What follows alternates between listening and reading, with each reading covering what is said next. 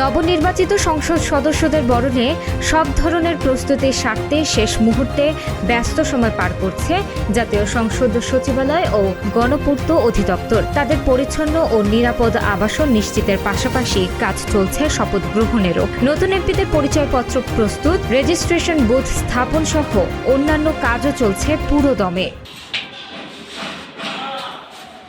শনিবার সরেজমিনে ঘুরে দেখা যায় নতুন সংসদ সদস্যদের আবাসন নিশ্চিত করতে মানিক মিয়া এভিনিউর সংসদ সদস্য ভবন, সংসদ সদস্য হোস্টেল কমপ্লেক্স এবং নাখালপাড়ায় এমপিদের জন্য বরাদ্দ ফ্ল্যাটগুলো প্রস্তুতের কাজে নেমেছে সংশ্লিষ্ট কর্তৃপক্ষ।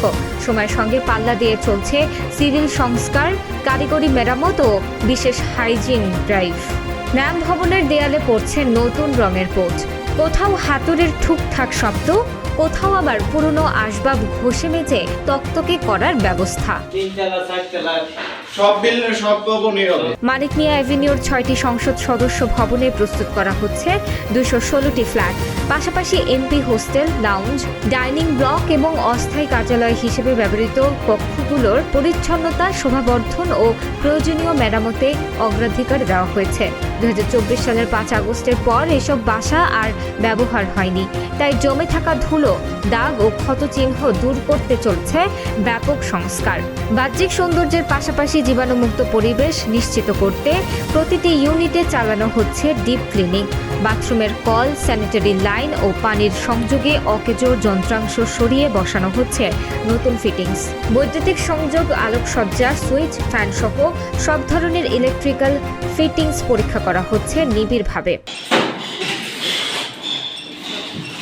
ফ্ল্যাট বরাদ্দের ক্ষেত্রে ঢাকায় নিজের ফ্ল্যাট বা বাড়ি নেই এমন এমপিদের অগ্রাধিকার দেওয়ার কথা বলা হলেও অতীতে ঢাকায় ফ্ল্যাট বা বাড়ি থাকা অনেক এমপিও ন্যাম ভবনে ফ্ল্যাট বরাদ্দ পেয়েছেন। পাশাপাশি নাখালপাড়ায় এমপিদের জন্য 49টি ফ্ল্যাটেও চলছে শেষ মুহূর্তের সংস্কার ও পরিষ্কার পরিচ্ছন্নতার কাজ।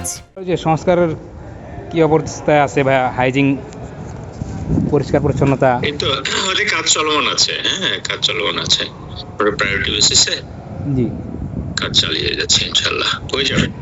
যেখানে যেটা প্রয়োজন আছে, যেটা নষ্ট আছে সেগুলো পরিবর্তন হবে, যেগুলো ভালো আছে সেগুলো থাকবে। আমরা সংস্কার করে আমরা মানে যাতে প্রস্তুত করে রাখা হচ্ছে ইয়া হবে, এমপি এবং মিনিস্টার্স যারা আসবেন তারা যাতে কমফোর্টেবলি অফিস এবং তারা রিসাইড করতে পারে সেই ব্যবস্থা আমরা করছি।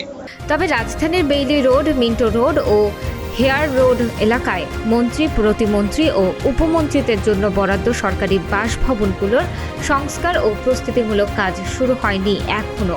গণপূর্ত অধিদপ্তরের তথ্য বলছে, প্রাথমিকভাবে এসব এলাকায় 27টি বাংলো ও অ্যাপার্টমেন্ট বরাদ্দ রাখা হয়েছে। এসব বাসভবনে স্বাস্থ্যবিধি অনুযায়ী হাইজিন ওয়াশ ও প্রয়োজনীয় সংস্কার কাজ শুরু হবে শিগগির।